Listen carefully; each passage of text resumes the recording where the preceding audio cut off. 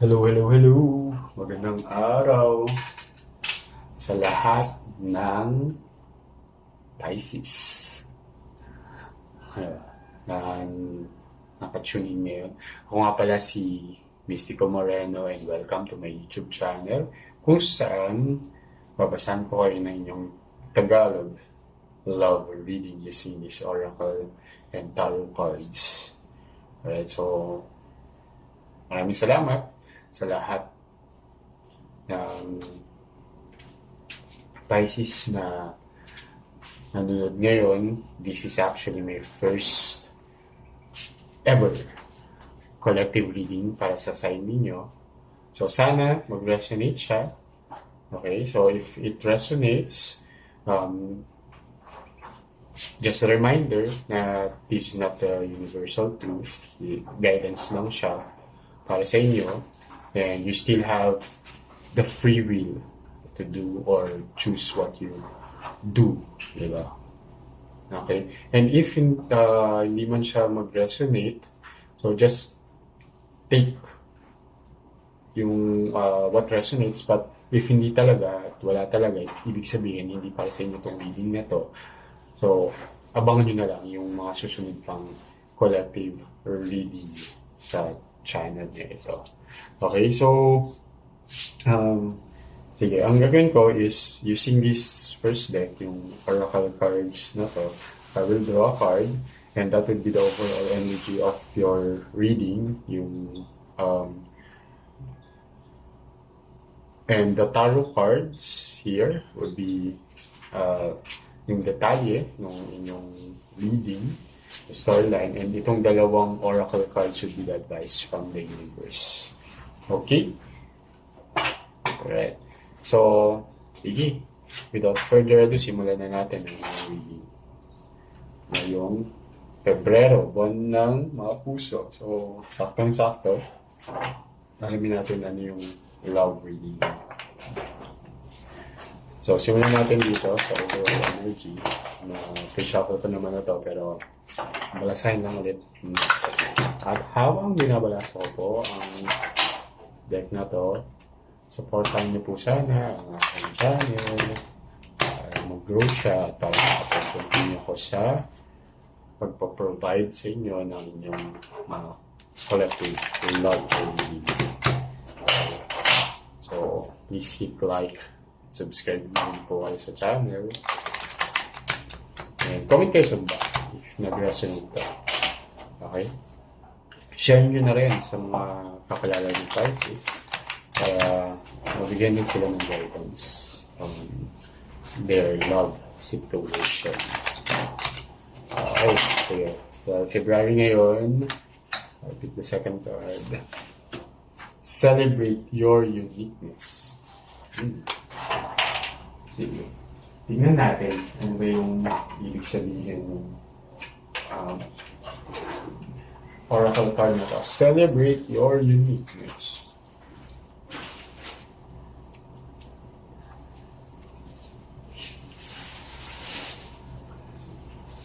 So may quote dito from Lao Tzu, "One does not walk into the forest and accuse the trees of being off-center. Nor do they visit the shore and call the waves imperfect.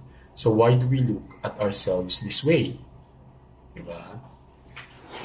Ganda. So what you need to reflect on is this. So this oracle is a grace for you to be who you truly are. It is making way for you to discover your uniqueness and the purpose of your existence. You are called to be bold and to live on your terms. Excuse me. Sorry.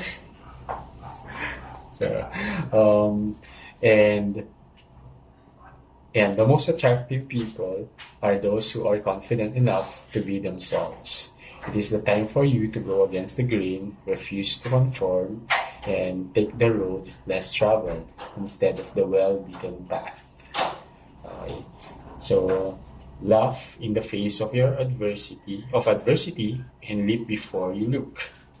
As you follow through, your intuition will grow stronger, and you will build confidence as a self-master. From there, you will always sense and know the correct decision to make or the path to follow in your unique way. Now is the time for you to treasure your distinct features, hold tenderly to what you are, and let this knowing shape your individuality. You have a wealth of experience and wisdom to share with others. Open your heart and begin to emanate the radiance you have been hiding within your unique core. As you follow through with determination, you may be surprised to see the seed of something valuable appear. That seed provides the clue to what you would truly benefit from doing. Recognize your capacities and limitations to make the most of every moment of your life.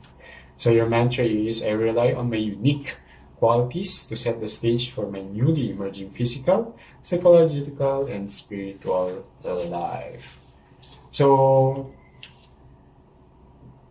for me, ang energy na sinasabi or tinatry nitong i-relay sa inyong mga Pisces is just to be yourself then, di ba? Di ba sabi nga dito, the most attractive people are those who are confident enough to be themselves. So for you to attract love, di ba? Ikaw din naman, di ba lahat naman tayo ang gusto natin, lalo na when it comes to love or sa person na magmamahal sa atin is, mamahalin nila tayo for who we truly are. I-accept nila tayo for who we are, what we are, di ba? Yung tanggap na tanggap tayo kahit yung mga flaws natin, yung mga both the good and the bad side of us. Diba, yun yung masarap na love, na hindi lang mamahalin ka dahil dun sa positive traits mo. Kasi lahat naman tayo may positive and not so positive traits. And yun yung hinanap din natin when it comes to love. Hindi yung gusto lang tayo or mahal tayo dahil dun sa traits na to, tapos kapag may hindi sila nagustuhan sa atin, hindi na tayo tanggap agad, di ba? No one's perfect naman talaga. And for sure na ikaw din, yun din yung gusto mong mangyari na parang yung taong mamahalin mo, tanggap mo rin, di ba? So it's just a two-way street. So anyway, yun nga, yun yung overall energy. So, tingnan natin sa tarot, ano yung detalye nito. Pero, alam na natin yung parang main guide dun sa reading ito. Na magpakatotoo ka lang. Kasi once na magpakatotoo ka, mas magiging attractive ka. And for sure, yun din yung hinahanap ng person mo sa iyo. Okay? Na baka dinatayin lang niya or napapansin niya na parang, parang hindi siya yung authentic self mo. Parang ganun. So, yung person mo, parang nakikita ka rin na you're not being true to yourself. So, magpakatotoo ka lang. Kasi I have this feeling, na-feel ko na hindi ko pa nasisimulan yung tarot reading mo. Pero na-feel ko naman natanggap ka din yung person. So, huwag ka na mag-hesitate na, baka hindi na ako natanggapin dahil ganito ko or nagpakatotoo ko, di ba? Diba? Mas maganda nga yung authentic self mo yung ipakita mo na agad. So, para alam mo rin, di ba? Kung hindi ka tanggap ng tao dahil sa for who you are, edi thank you next. Di ba? Okay, sige. Ibalasan lang natin to.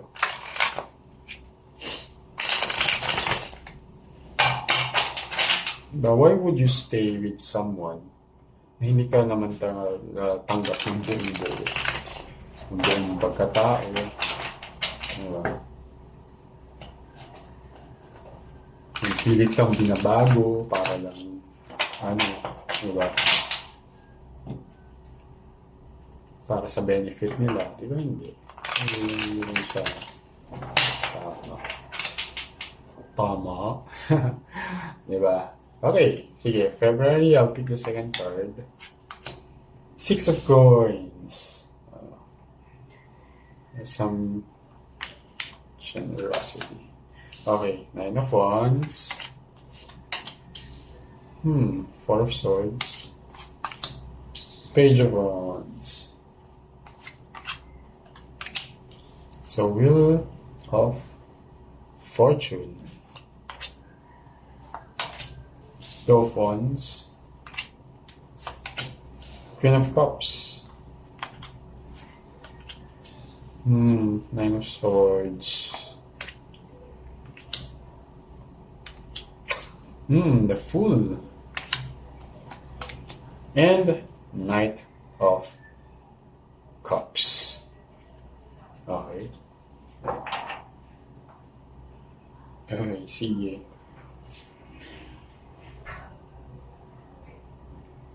So there's a very strong Leo, Taurus, Aquarius, and Scorpio energy, as well as Aries and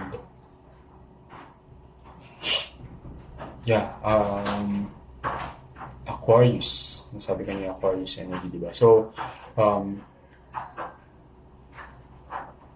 pwedeng yun yung energy na, I mean, maybe that's the sign of your person. That doesn't have to, di ba? Pero yun yung very strong energy lang sa reading nito. So, maybe yung person mo is isa sa mga sign na yun. That doesn't have to, okay? Alright. So, there are a lot of wands, some cups, some swords, and sige, simulan na natin. So, it started with the Six of Coins, a card of generosity and gratitude, and it ends with the Knight of Cups, which is a card of taking action when it comes to your feelings and emotions. Okay? So, let's see. So, when i-connect natin siya dun sa overall energy of pagpapakatotoo. So, you and your person, I mean, there's a lot of giving, di ba? Between you and your person when it comes to love. And nasisense ko nga dito nga na tanggap ka naman niya. So, wag ka nang mag-hesitate na magpakatotoo. So, i-push mo na yan kasi you'll be grateful once you've done it. Di ba? Na parang, ay, salamat, ginawa ako siya, di ba? Kasi, you have to be determined and you have to take action because once you've done it, there's a new beginning then. There's a fresh start, lalo na when it comes to what you really desire. Okay? And that determination and action-orientedness. Kasi pag ginawa mo na siya ng kapag nagpakatotoo ka na when it comes to whatever sa nararamdaman mo, di ba baka hindi ka rin nagpapakatotoo sa nararamdaman mo dun sa person kahit gusto nyo na isa't isa, kahit gusto mo na talaga mag-commit, kaya mo magpakatotoo, di ba? Or may mga traits ka na parang kinikip mo, parang hindi mo pinapakita na kunwari, may tendency ka maging people pleaser, di ba? Yung you do what would please the other party na kunwari, kahit ayaw mo ng horror movie, gano'n, pero gusto ng person, parang, sige, nanonood na rin ako kasi ito yung gusto niya, di ba? Pero, i-communicate mo, di ba? Na, iba yung gusto mong panoorin, ganyan. And I'm pretty sure na yung person mo would say okay. Diba? Kasi nirelay mo sa kanya. Baka hindi rin niya alam na ayaw mo ng horror movie. Diba? So, invite siya, sumasama ka. Di ang impression na binibigay mo sa kanya is gusto yung horror movie. Parang ganon. It's just an example. Pero, that's the personality or the energy that you get and that I get about your personality. Okay? So, iwasan mo na yun. Magpakatotoo ka, whatever, when it comes to food or how you want the relationship go na kung wari, gusto mo pala na may openness between the two of you when it comes to communication, pero parang gusto mo pala na ay sana i-text niya ako every morning, every night, or sana mag-meet kami every weekend, di ba? Pero parang dahil gusto mo nga na parang may people pleaser tendencies ka. Parang, hindi, okay lang, sige, next time na lang, kasi nga, ganito, ganyan. So, parang you're making some excuses for yourself na, yun nga, dahil nga, ayaw mo magpaka-totoo sa mga bagay-bagay. Okay? So, ayun, because there's, once na you've done that, there's some happiness between the two of you and sa'yo din sa sarili mo, di ba? Yeah, this will make you happy once you've done it. Na, di ba, mas masaya, hindi yung parang yung happiness mo hindi siya kumpleto, di ba? Kasi nga, parang may part of you na hindi mo talaga pinapakita or hindi ka nagpapakatotoo nga. So, pero pag nagpakatotoo ka, tapos itong person na to, tanggap yung pagiging tanggap yung pagpapakatotoo mo, di ba? That's the real happiness. Di, parang mas nakakahinga ka ng maluwag. And, yun nga, and since Wheel of Fortune also is a card of destiny, then some card of um, yung something also because Wheel of Fortune is something karmic, di ba? So this may be also a karmic relationship, but that's not more on dun sa this is the destined happiness that is for you. However, you really have to work on being true to yourself for it to happen. Tas dito, makita sa Two of Wands, meron kang decision na kailangan gawin. And that decision is, magpapakatotoo ka ba o hindi? Okay? Kung gusto mo na kung ari, dating stage kayo, tapos gusto mo na ng commitment, magpapakatotoo ka ba? Sasabihin mo sa kanya, uy, pwede bang, parang maging tayo na? Or, parang, hindi ka pa pala ready, pero kinukulit ka nung person mo, tapos parang sige na nga, ganyan. Pero is that really what you want? Or yun ba yung totoo? Alam mo sa sarili mo ano yung totoo, ano yung gusto mong mangyari. So, say it, relay it, and put it into action. Diba? Because you really have to do some decision here. Because when it comes to what you really feel naman, when it comes to this connection, there's a lot of, loving, nurturing, and abundant feelings of love and emotions between you and your person. Diba? So, kung babalik tayo na parang hesitant ka na magpakatotoo kasi baka hindi ka na i-accept. Hindi. Kasi full of very abundant na yung love here. So, and sinasabi nga dito na it's a nurturing energy when it comes to your feelings and emotions, ganyan. So, kasi if not, there would really be some sadness or regret in the end kapag hindi mo siya ginawa. Parang manghihinayang ka. There's an energy na dahil hindi ka nagpakatotoo, parang mapapansin din siya ng other party or yung person mo na parang parang hindi naman siya nagpapakatotoo sa akin, di ba? You might regret it. So you have to take action na when it comes to that part. Because once you did, there will be some regret or sadness. However, there would also be a new beginning, di ba? And the Fool is also a card of freedom. So, you'll be free, di ba? Yun nga, yung sabi ko kanina, mas makakahinga ka ng malalim, ng maluwag, ng malalim. Pwede rin.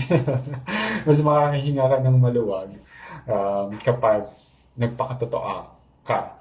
Tapos, and alam naman natin na yun nga, mahal ka naman ng tao na to. So, i-accept niya yung who you are and what you are. So, kaya huwag ka nang mag-alinlangan because you'll be free. You will set yourself free from, di ba? Ang hirap nun eh. Hindi, parang nakakulong ka eh dun sa image na gusto mong ipakita dun sa person eh. So, yun, you're not really totally free sa relationship ninyo kasi nga, you have to act in a way that would please the other party pero it doesn't really please you. Okay? So, and again, this is uh, really what you feel. Gusto mo rin naman talaga na magpakatotoo. So, you have to take action. So, Knight is action-oriented card. So, you have to really take action when it comes to what you really have to work on being authentic. Okay, so, when it comes to the authenticity. Okay? So, tingnan natin. May kailangan bang i-clarify? Parang wala naman na. Okay? So, medyo straightforward naman yung reading ninyo. So, dagdagan na lang natin siya ng advice from the universe. So, let's see. Balasan natin. What's the advice from the universe? So, again, habang binabalasa ko po ito, please like, subscribe sa my channel. Palike na lang po. And share nyo na rin sa mga kakilala nyo pa.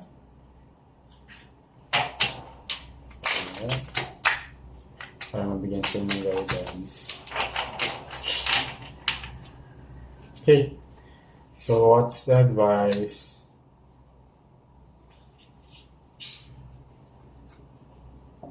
Okay. Wisdom. O, diba? Tama. This it's very important na iba siya sa knowledge, di ba?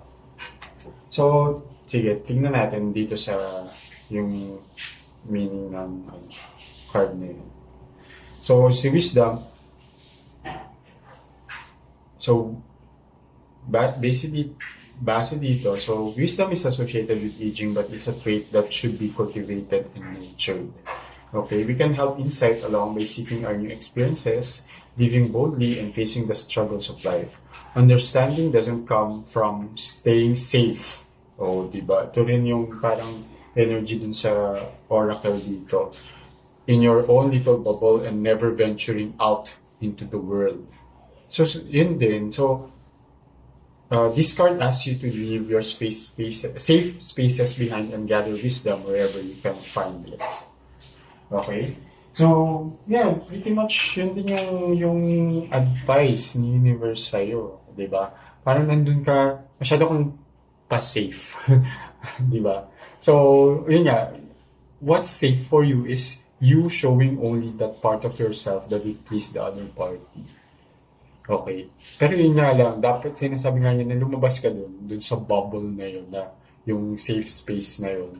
You really have to be more authentic, magpakatotoo ka, mas maging vulnerable ka, diba? Kasi that will set you free, diba? Ito, the full card, the card of freedom. Okay? With this wisdom, sinasabi nga niya na set yourself free and be true sa sarili mo. Okay? So, supporting card.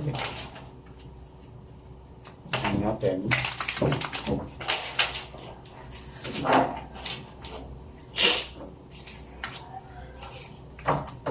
Daisy. Daisy is a card of, let's see. Okay, oh, true. Daisy is love, card of love, joy and healing, diba? So once you're out of that bubble of parang nagpapaka-safe ka, diba? Once you're out of that bubble, diba? You'll find joy. and you will heal yourself more. Kasi for sure, there's a reason. Merong parang, I would say na from your past or sa nag-cause sa iyo para maging isang people pleaser, di ba? So may mga internal healing ka na kailangan gawin para mas maging confident ka rin on sa mas totoong version of yourself. Ayun. So yun lang po, sana nag-resonate tong reading na to sa inyo. And if you want to book a personal reading, nasa description naman po yung email ko. So just contact me and let's do a personal reading para mas naka-align sa energies ninyo yung magiging reading. Because this is just a collective reading. Ayan, muli ako po si Mystico Moreno. Maraming salamat. Hanggang sa susunod na reading. Ingat!